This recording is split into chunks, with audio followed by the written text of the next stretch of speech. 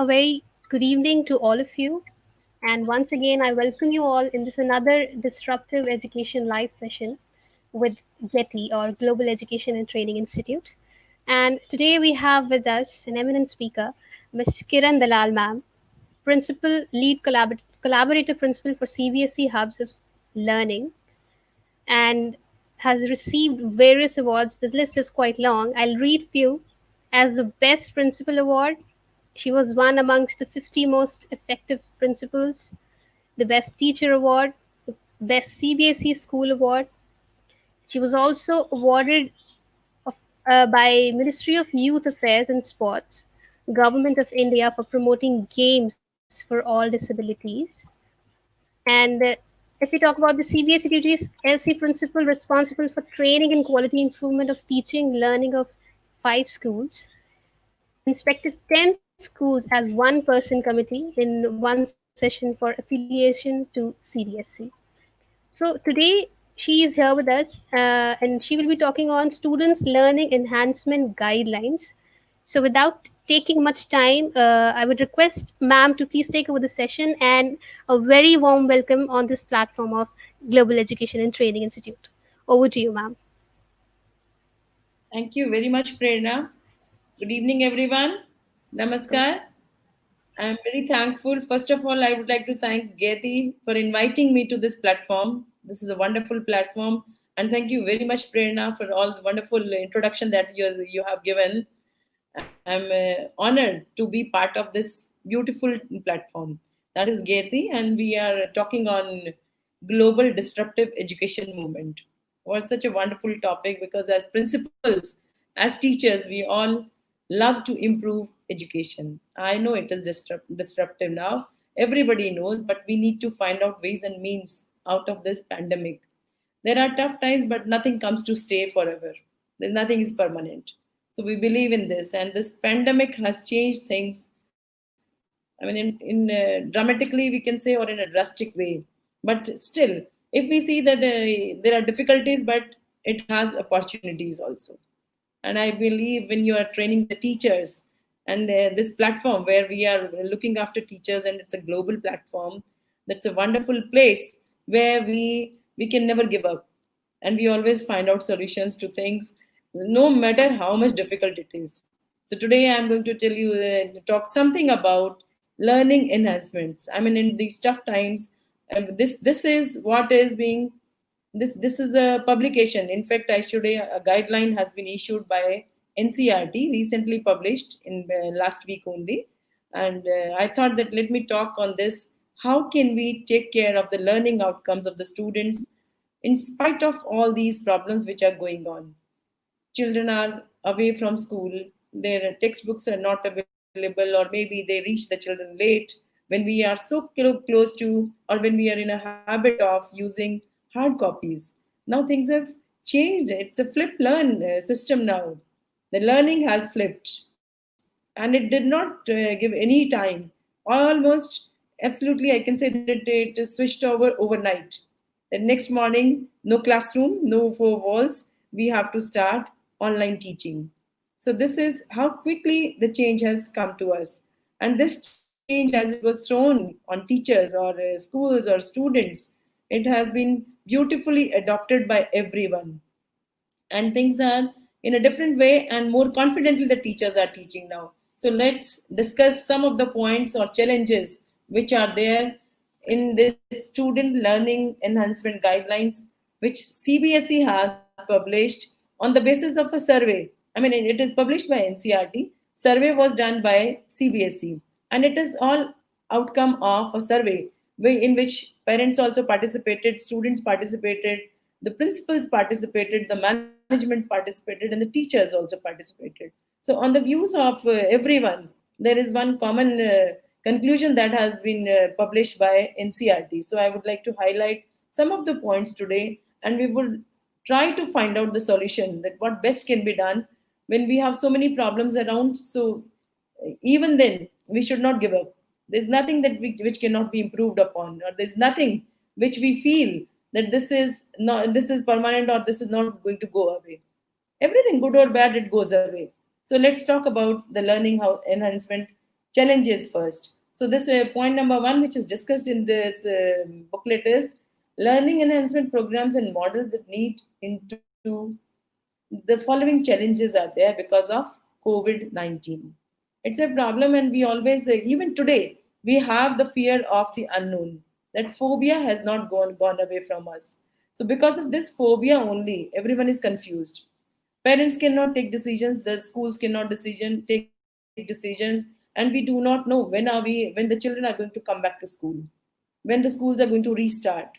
The parents are also confused, teachers are also confused, the management is confused, and there are so many issues, security issues, safety issues, health issues, because of which no one feels that students should come to school, or when they're coming, what are the challenges when the when child comes to school, what is the challenge to take care of these children in school. So let's talk. First is the students are absent from school since March 2020. So today now we are, finishing, or maybe in the last week of August, March, April, May, June, July, and August. And next month also there are no signs that we are going to come back to school or children are going to come back to school. So almost 6 to 7 months they have been up, 6 months they are away from school.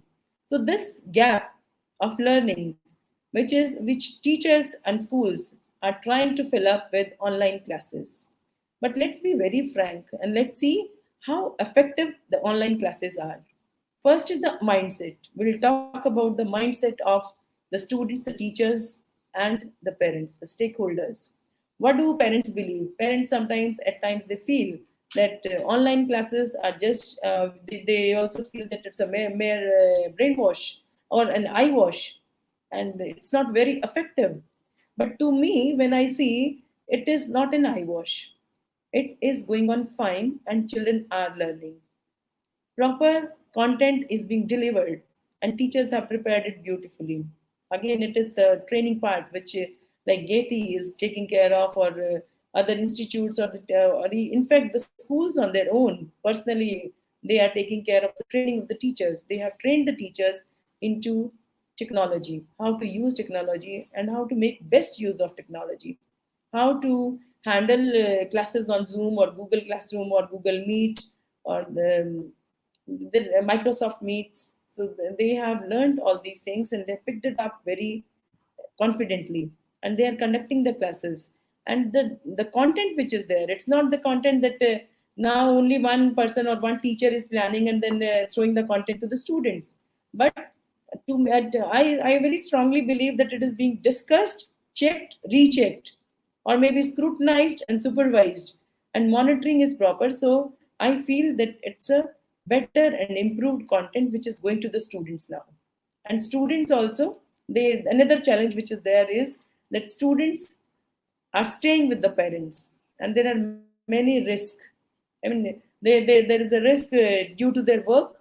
Parents are not going for work, or many of the parents have lost their jobs also.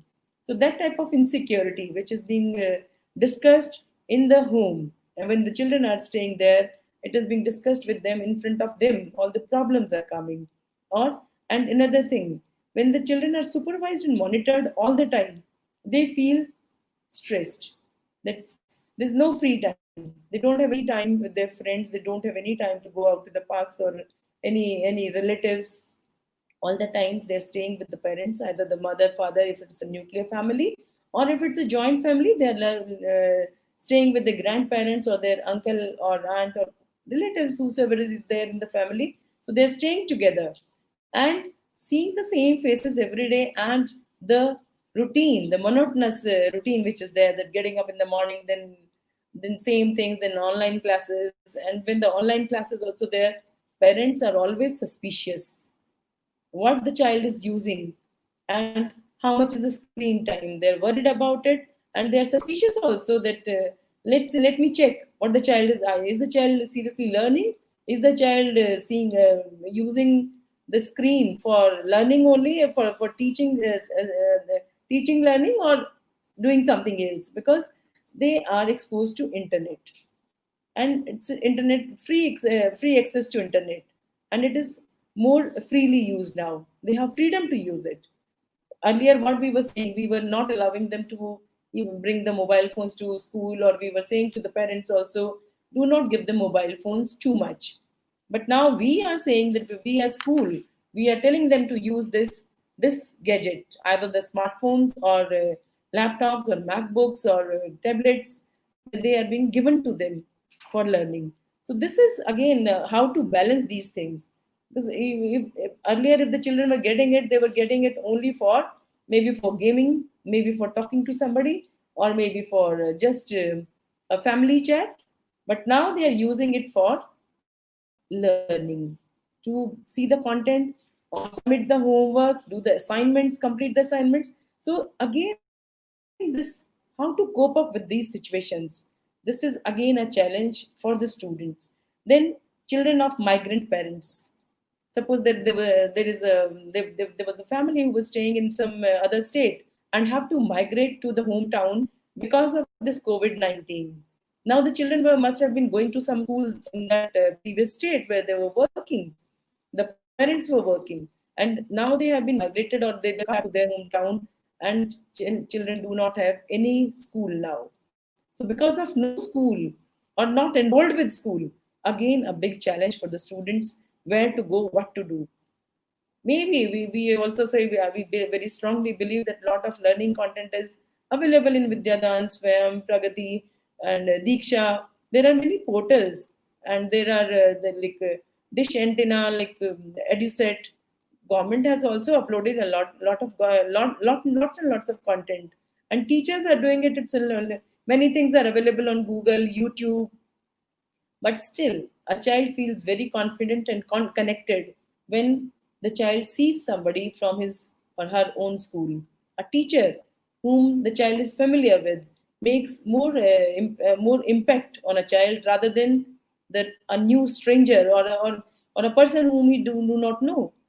Then it becomes difficult for him to understand, or maybe reach up to the level of that person, that yes, now I do not know how the teacher is explaining. Maybe the ways and means, maybe the methods, maybe the language, or there are many constraints are there. So this is again a challenge for the students, for their learning, which is affecting their learning. Then we have another thing, which is planning the social emotional aspects of learning needs. That is again the uncertainty in the future. The children are the parents are also feeling this uncertainty. The children are also feeling the uncertainty. So there is a need to shift emphasis from only academics now, because if we see the new education policy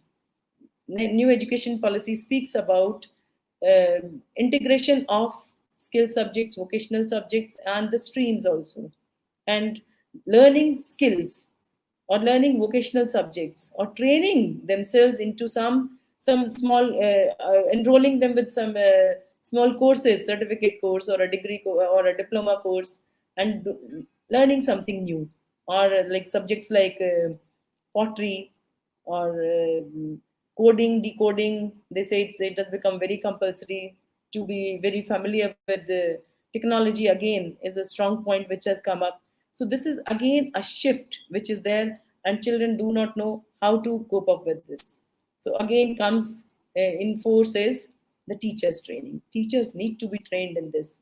That it's not only academic which is important. It's not only the grades which are important, but the important thing is this rote learning which was there earlier. It has to go away. Absolutely, it has to go away. And children, how do they learn? They must learn how to learn. This is more important now. And the process of learning, the path of learning, has to be designed by the children, or maybe we can say that with the consent of the children, teachers can decide what is the best way they learn by. So that best way has to be found out, that this is the best thing how they can learn, and let's expose them or take them through this journey of learning by their choice. So they can decide that okay, I know this much and this has to be learned, and let's go do it like this. Experiential learning, mindfulness, joyful learning. And then again it becomes again it needs a lot of planning. So planning has to be done for this. Then learning about art, body and soul. It's not only, even the emotional emotions are to be kept in mind, because we it's not that when the child is staying at home, we have to only teach him the text which is there, or which is prescribed by CBSE or NCRT. In NCF, even they have reduced the syllabus. The government, the CBSE and NCRT, they have revised and reduced the syllabus. And NCRT has also given the alternative academic calendar, in which lots of activities and other methods are there, alternative methods are there to complete the syllabus, rather than the conventional methods, by like a teacher goes to the class, starts speaking, or just delivering a lecture. That is not only the process of learning now. The process of learning is more collaborative, by sharing and involving everyone. Everyone means when a child, I just now I said the child is staying at home. So the parents, the grandparents, the relatives, the siblings, everyone has to work together. They all have to participate in learning. Then only the child can learn. A child cannot learn like other earlier we used to say, when a mother goes to the kitchen, says ki apna homework complete kar lo. That's not a good idea. Child cannot learn all by himself. They need some guidance, they need some discussion, they need somebody to be involved with them. So now this is the best time when we can say, we can ask everyone, be it a grandparent or a grandmother or a uncle, aunt, or a sibling, younger or elder siblings, they or mother or father, they can all participate and teach the children. They can help the child to learn by supervising or sitting with them, not only supervising, by helping them understand the content. Suppose one video is going on, a teacher is teaching, so side by side the parent can make corrections, can take care of the child. What is he trying to understand? So side by side, the help is there, and simultaneously, he is getting the help from the teacher as well as from the parents. And parents also understand what the teacher wants from the child, what the teacher wants to teach, and what the teacher wants the child to learn. So this is the learning outcomes are need to be planned, and it has to be sent to the parents. And the lesson plan has to be planned so well that parents should be able to understand that from this particular topic, what a teacher wants. Suppose we want to teach them food. Say from class 3 to 5, we discuss about a topic which is food. Food has been covered up in three stages, from simple to complex. Like in class 3, food is the topic of food is there. Then in class 4 also it is there, and 5 also it is there. So in class 3, the only thing which is taught is requirement of the food, and various at different ages, what is the requirement of the food. Next stage, it's going to cover up about the food required by plants, animals, birds, insects, and all types of differentiation is there. Then again, the next stage, it comes how is food, how food from farm to kitchen. So the technology, the procurement, the produce, everything is included in that. So step by step, the complexity is there, and now this is the time when it can be done practically. We kept talking about experiential learning. So this is the best time when experiential learning can be done, because if we talk about food, and food is always available in every kitchen. So children can be they can see the thing, and they can feel, and they can know that yes, how is it used and from where we are getting it every day. And again, like we were thinking about art integration or multidisciplinary approach, which was lacking, and we were not able to start it. Now this is the time it can be started very well. Like if we talk about food, say we are giving I'm giving you example about this food. And it can be, mathematics can be combined with it, science can be combined with it, both the literature like Hindi, English, all languages can be combined by maybe by writing a report, or composing a poem, or writing an essay, or the steps which are involved. And technology is there. What type of technology is required for storing? How is packing done? How is threshing or cutting or harvesting is done? And then where is it stored, and how is it stored? What are the chemicals which are required for it? And then the calorific value of food, what type of food is required for what are the contents in the food? And then the calculations can be there, ratios and proportions can be calculated. Suppose we talk about making a type of say a type of vegetable, or maybe even simple chapati, that how much water is required, how much flour is required, how much wheat is required, and then how do we make it, how much heat is required. So accordingly the children can be given these experiences within the house, within the kitchen, and they can understand the concepts better. So all many subjects can be combined like this. So this is, and again, a good thing that is there, that the children can be made to understand things. It's not that they're going to cram up, and once they learn by understanding, they will never forget anything. And history can also be involved in it, where it started, why it started, what is the native place of a particular crop, geography, history, what are the environmental conditions, atmospheric conditions which are required. So all these things can be combined with one particular thing. Then there is, again, we need to talk about reflective learning. Reflective learning means we must understand, and teachers must try to find out what the child has learned. If we are going to try, like say, if we're teaching about food, so we thought that the child must understand and learn about these things, then we need to ask. It has to be a self assessment. Children are there, the children can assess themselves. Parents are there, they can assess them there and then. So monitoring, supervising, assessments, all these things go hand in hand. So with this, if everyone is made a strong team, then there is nothing that can challenge, or there can be any challenge about learning enhancements. The learning will be there, and it will be better in many things. Then we need to, again, we need to think about there are other points which we need to, the challenges which are there.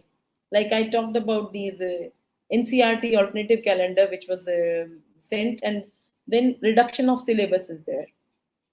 CBSE and NCRT has decided that yes, the syllabus has to be revised, and it's not that everyone. Why it has been reduced? The syllabus is reduced. It is thought about it because they want that cramming should not be there, and whatever smaller amount, smaller parts they are learning, they learn it better, and they learn by understanding. Concepts should be clear. So main focus will be on concepts and not grading only. Many they've also introduced open book system, like if open book test is there, we I mean it's why every time we should be doubting the students that they'll be and they'll be cheating or copying. Give them a test which they have to attempt with the help of the book only. Let them take the help of the book. But when they're taking the help of the book, we all know they have to go through the text, read it, and then find out the answer, and then write the answers. And this is what we want. We want them to read themselves, understand, and then comprehend. What else is required? This is what is required, and this will improve their learning outcomes. That yes, they have understood the concept. Otherwise, without understanding the concept, they cannot find out the answers even after reading the text. Or even if you give them a book in their hands, then also they will, if they've not understood it, they can never answer a question. So, and the assessments which we are sending them at the home, or maybe MCQs or the quizzes which are online, organized online, that is again we try to find out what is the reflection of learning. So it has to be a reflective learning, and it has to be self assessments also. Let the children assess themselves. Let the parents send remarks and marks, and then we convert them into grades. My one of the parents says that my child has scored 100 marks. Believe them. Never doubt. Never say no, and then don't show your that you do not agree. No disagreements. You have to agree with the parents, and we have to gain a good connect. We have to make a good connect, emotionally connected with parents and students. If we do not connect emotionally, if we do not connect with the parents, we do not make them understand how we want the learning to be done and how we want the child to learn, then we cannot. I don't think we, now we need to be more descriptive. We have to tell them, we have to explain to the parents that this is the method, and then let's help each other, and let's help the child together to learn the things. So this is again which is going to help and enhance the learning things which may be lacking. Then there are many biggest problems which are there are these smartphones. Not many of the students from the survey, it has been found out that only 27% of the children have smartphones. Rest do not have smartphones, they have basic phones. Some of them only have a TV, they have They do not have any other gadget. Some of them have only radio. So these are again the problem. The gadgets are a problem which are stopping this learning. The initiative which has been taken up, that yes, we will try to complete the syllabus online, but then these are the constraints which are there. These are the shortcomings. Devices are not available with everyone. There are children who are having smartphones, they have television also, they have radio also. There are other children who have only basic phones, and they do have TV, they do have radio. And then there are children who have only TV.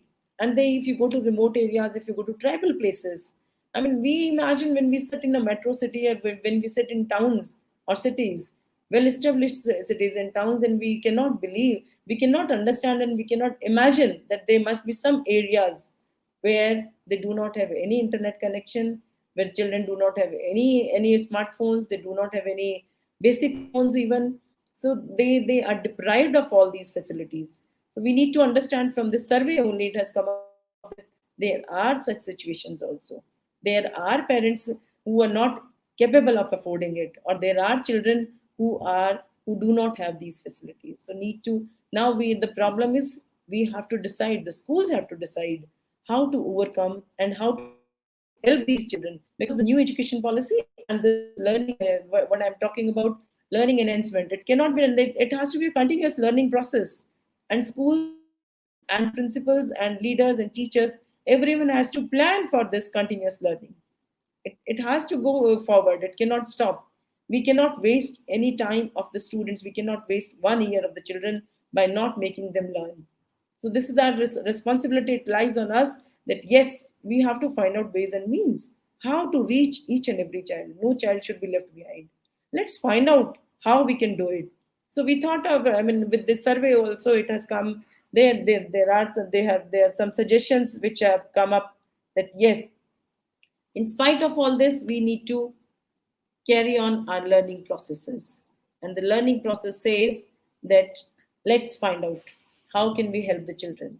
So there were methods like, they can be mobile schools. One solution which came was mobile schools. Let's bridge the gap. Anywhere where the gap is there, it has to be bridged, it has to be taken care of. So first suggestion which came was, let's have mobile schools. Mobile schools means, within the community we can take the help of the local people, maybe the do, the district education officer, we can talk to the dc, we can talk to the administrative offices, or we can even speak to ncc people, ncc offices, and we can request them to find out and help us to find the migrants, or the students who are not capable of attending any class. And to the village, if we go deep into the villages, we can talk to the panchayats, we can go talk to the sarpanch, and find out the, and request them to let's arrange something for the students who are not getting the facilities to learn. So mobile schools, like we two teachers or maybe only one teacher can take a van, in which there is a preloaded content in a tablet, or maybe two tablets, or maybe three tablets, along with some textbooks, can be taken in the van, and we can go to places.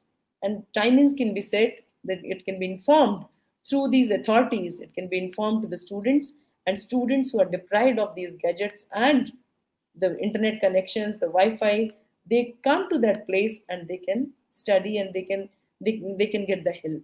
Then the teacher who is present there can also take up the doubt clearing sessions. The teacher can explain better that yes, I am there to help you, and it becomes easy for the children to learn. I don't think it will be a problem then.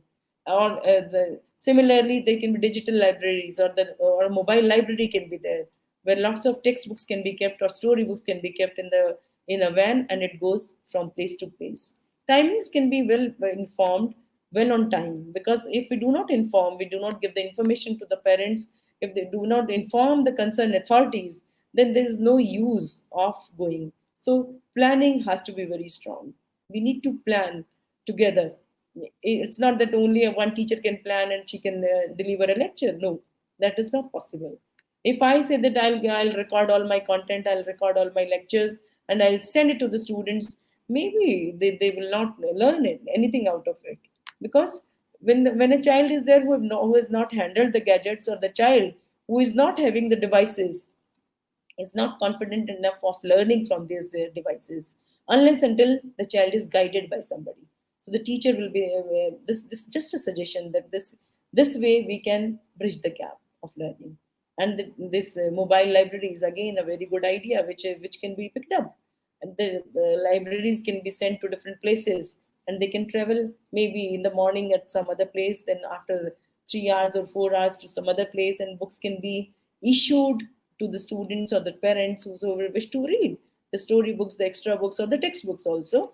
And the tablets which are there, which already have tablets or laptops, or we can even have the system within the which can be installed in the van, and children can come sit there.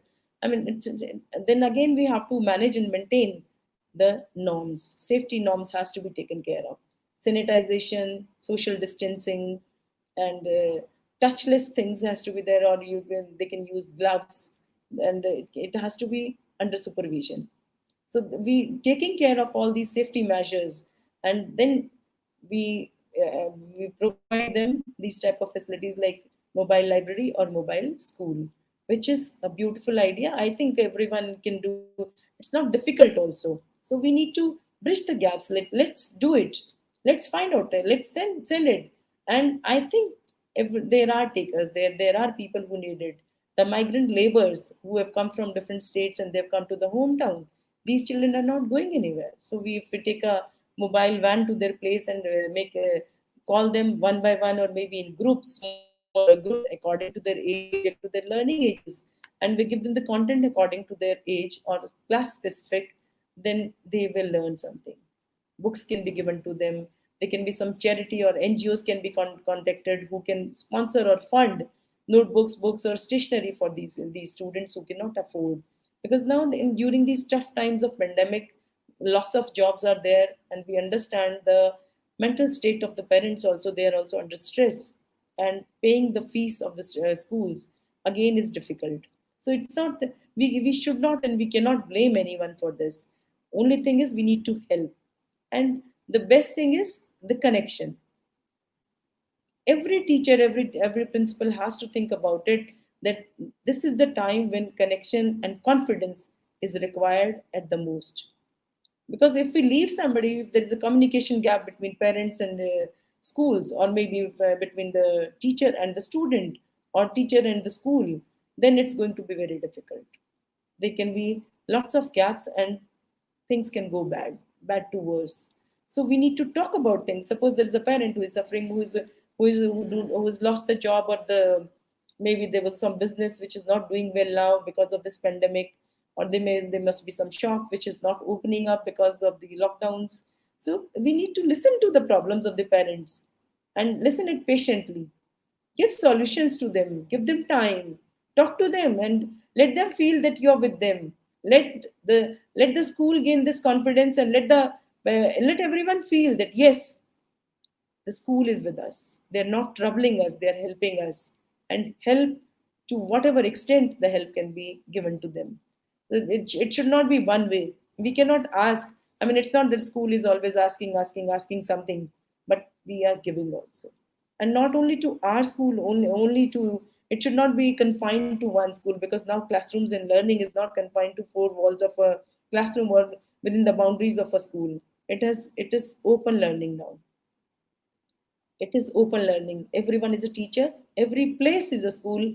Every place is a learning place. So there's no place which cannot be converted into learning. So every place is learning, and every person is a, it can train students anywhere at all places. So we must understand that no one should be left behind. Everyone should try. Teachers, as teachers, we should try. As principals, we should try.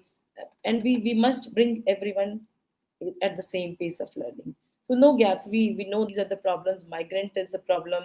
Then again, there can be a language constraint also. Suppose somebody is coming from a different state, and now the child was staying there for maybe past 10 years or maybe 12 years, studying some different language, some medium of instruction was different, and now the child has come to a different state where the medium of instruction is absolutely different. So we need to help and find out the translations also. In today's world, it's not difficult. The only thing is the teacher has to take the initiative, that yes, let me find out something for this child. We can translate, and then it can be recorded, something can be recorded, or we can take help of the teacher to translate it into English, and then we can use it as a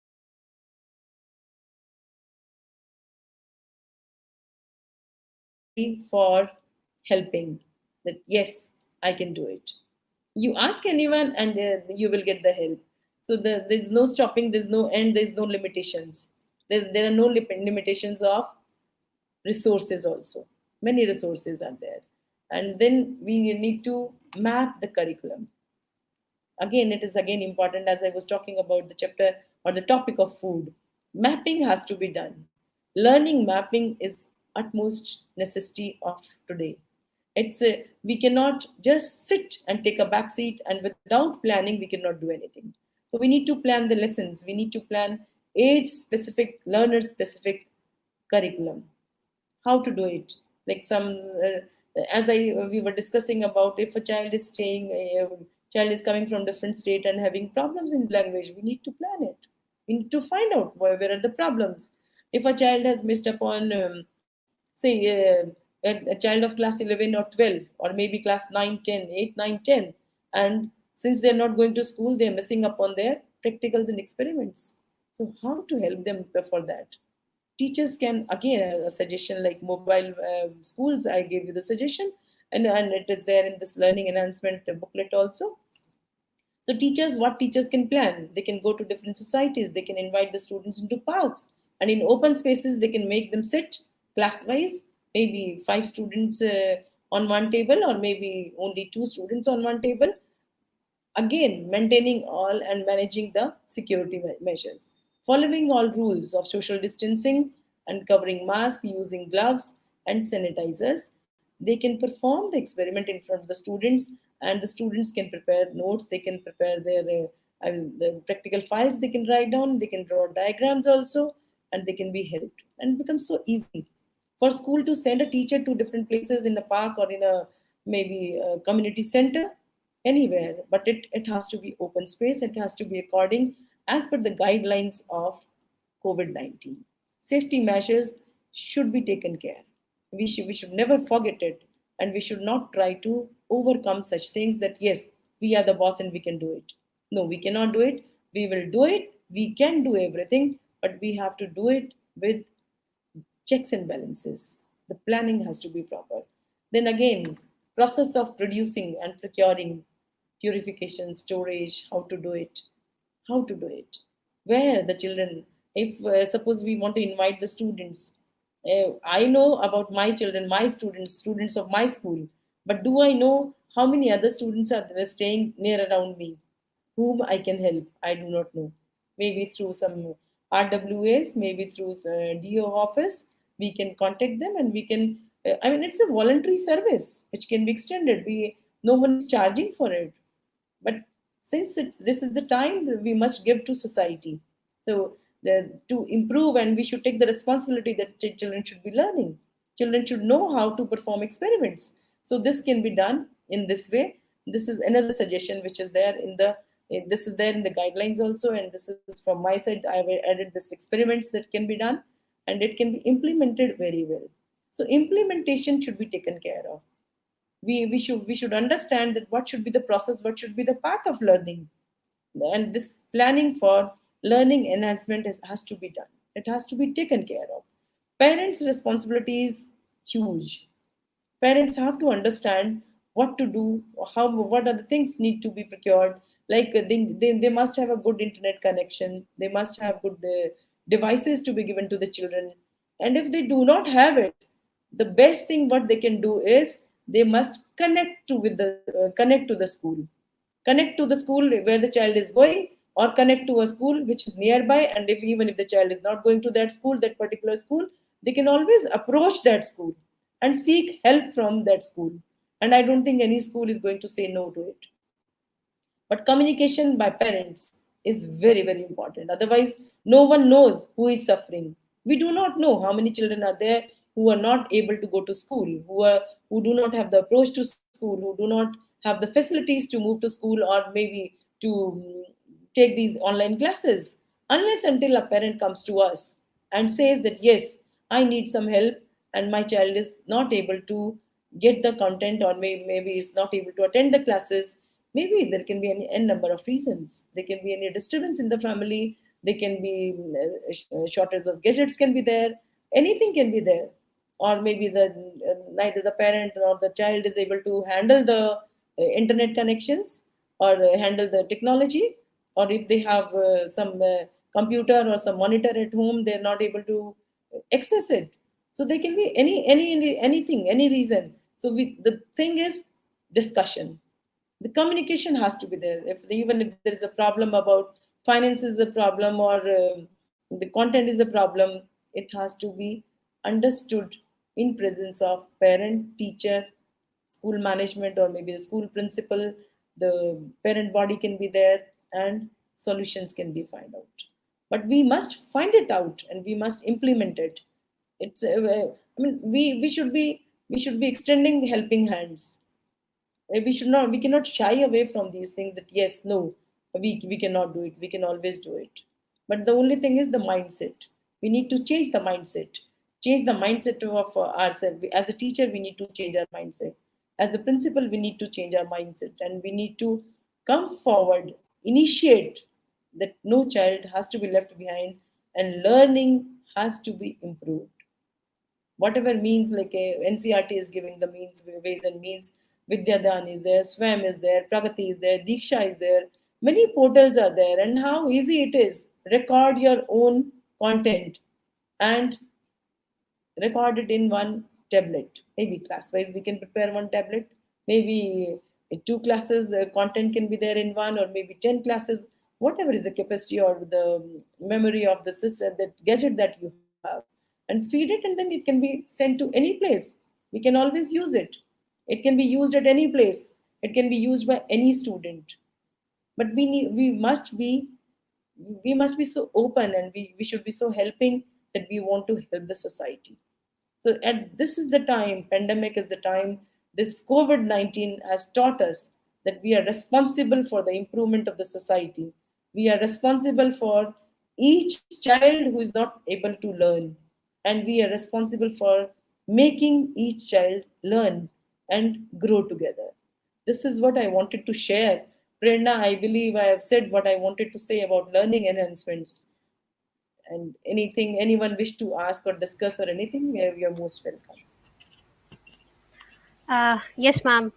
You explained everything point to point. It was very clear. As you know, the nature of learning is it never stops, no matter what the situation is. And this is what we all are going through. The Ministry of Education has come up with these guidelines, keeping in mind the three categories, the way you explained, with students who have digital devices, who have limited accessibility, and the ones without. So, do you think there will be any difference? I mean, how it will affect the children in terms of access to the digital resources? Like we do discuss about the mindset that we have to change. Teachers have to treat them equally, but post pandemic, once the schools are open, do you really think it will affect the children in terms of their learning, in terms of their understanding? Because they have the So, ones who don't have the access to the resources. What will yes, happen then? yes, Prerna, and you see, when they'll come, when we are going to meet the children post pandemic, they are going to come with learning gaps. Every child will not be at the same platform. Some of them must have done very Absolutely. well. They must have, yes. There are going to be many gaps. And we need to fill it up very beautifully. I mean, we have to be very careful. We cannot condemn any child. We cannot say that, no, you have not learned it, we cannot take it up. Now, the facility is like, if a child is coming to us, we can always give them extra time.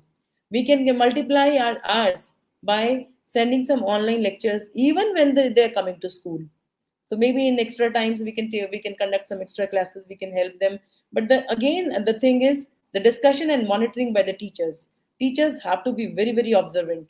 They need to find out. I mean, maybe by one discussion, maybe by through one class or two classes, or maybe after four classes, they will find out the child has been left behind. And we need to segregate and find out, maybe if there are many cases, it can be that some that separate sections can be there. If there are many students, whom can be taken care, and right from the beginning the content can be taken, or maybe some of the syllabus can be reduced for them, because even CBC and NCRT has given us the this responsibility, or maybe the freedom, we should say, that we can cut short the syllabus. And whatever the child is learning, even if they learn two topics or three topics, they have to learn it thoroughly. That is the beauty of this, and I believe we can take care of, seriously feel even that there can be emotional setbacks, there can be stress also, anxiety also, when they're coming back. They are at home for such a long time, and again coming back to school. If you think of these pre-primary classes, or we think of primary classes, children will be so attached to the family. Once again they have to be pulled out, and again I'm using the word, they have to be pulled out and pulled away from their parents, which I don't think they will be liking.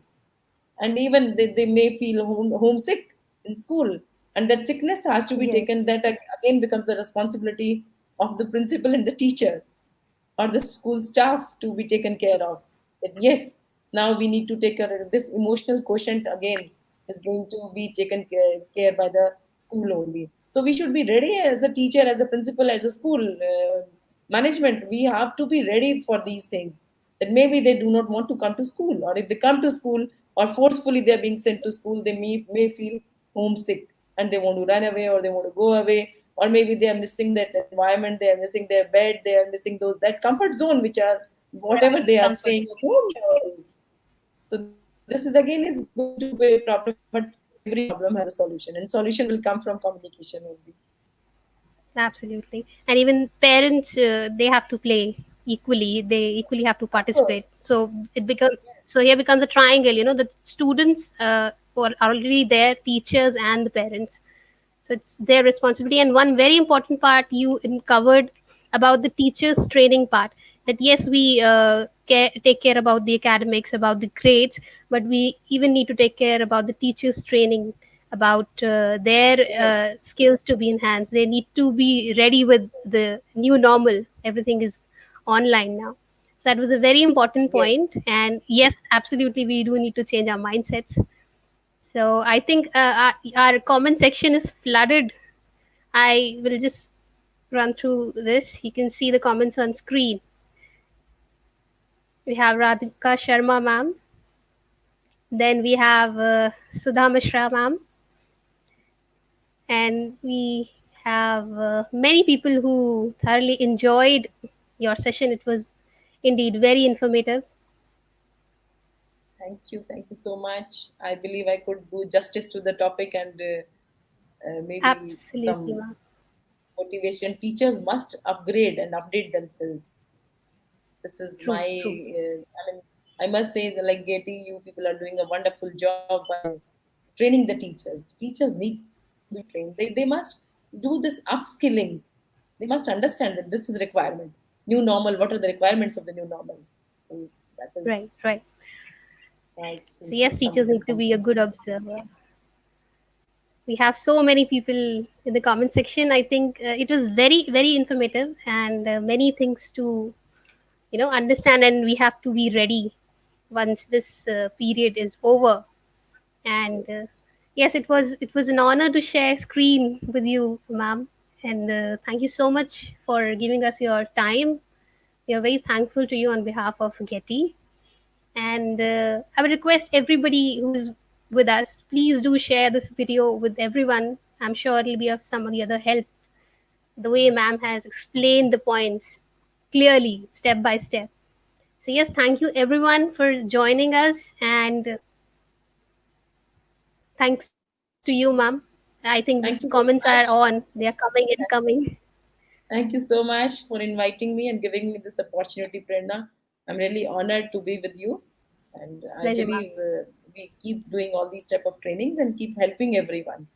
Let's do something. For sure, ma'am. Everyone should be, Absolutely. I wish Thank everyone you.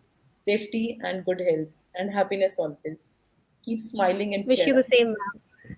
Yeah. Thank Thank you. you. Thank Thank you you, so much. everyone. Thank you, Thank ma'am. you. Take care. You too.